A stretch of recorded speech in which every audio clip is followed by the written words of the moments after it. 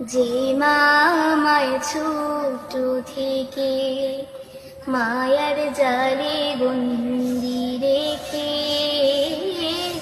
করেছে পারো, হে প্রভু তুমিও তারে তোমার আরশ ছায়া নিরে করিও লালন, মাকে করিও লালন।